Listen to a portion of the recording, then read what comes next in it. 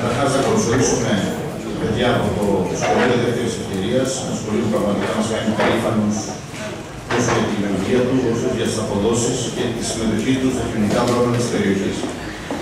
Όπως γνωρίζετε, το βήμα μας γιορτάζει και στο βήμα μας, την Ευρωπαϊκή Εβδομάδα Πολιτικής Δημοκρατίας. Στα πλαίσια αυτά, εκτός από το κανονισμό λειτουργίας του Δημοτικού Συμβουλίου που θα ψηφιστεί στη συνέχεια, θα συζητηθεί για τη ψηφιστή στη συνέχεια, υπάρχουν κάποια δεδομένα. Θα γίνει παρουσίαση από τον Μανώλη Κολέγας και κάτι Δήμο. Και παρακαλώ τον Δήμαρχο να έχει χαιρετισμό. Καταρχήν, χαίρομαι πολύ που κάνω συνεδρίαση με τέτοιο κοινό μαζί μας, εξαιρετικής ποιότητας. Είναι τα παιδιά του σχολείου δεύτερης ευκαιρίας, έτσι. Δεν ξέρω αν θέλετε από ο κ. Γιαννής, ο Υπουργός, ήταν να έρθει να γενιάσει την έτοιμη περίοδο λειτουργίας, αλλά δεν θα έρθει τελικά, μάλλον θα την έδωνε. Δεν ξέρω, εγώ είμαι υπηρεσιακός. Οι πληροφορίες είναι ότι δεν θα έρθει τελικά, καλό να παρεμβάσω. Δεν θα έρθει τώρα. Νοημών.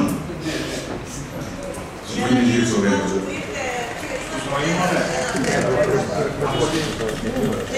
Λοιπόν, το Συμβούλιο της Ευρώπης αποφάσισε να διοργανώνει εκδηλώσεις σε επίπεδο Ευρώπης κάθε χρόνο μια εβδομάδα για να προωθεί την τοπική δημοκρατία. Έχετε ακούσει, φαντάζομαι, οι παλιότεροι, δηλαδή αυτοί που είναι ηλικίας πάνω από 50-60 χρονών, δεν βλέπω πολλούς, το τι ρόλο παίζει το Συμβούλιο της Ευρώπης. Και έπαιξε πολύ σπουδαίο ρόλο για την πατρίδα μας. Στα μαύρα χρόνια του 1967-1974, τα μαύρα χρόνια της δικτατορίας, ήταν το στήριγμά μας. Ήταν η δημοκρατική φωνή, η ευρωπαϊκή, εναντίον των δικτατόρων.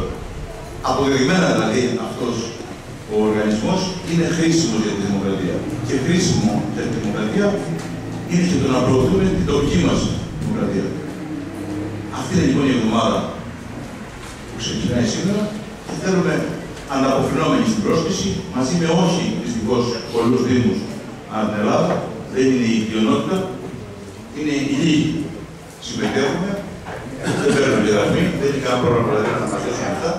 Συμμετέχουμε λοιπόν στο εορτασμό. Ο Μανώλης Κολέγας, ο δικός συνεργάτης, ο Δημαρχικός, έχει αναλάβει να παρουσιάσει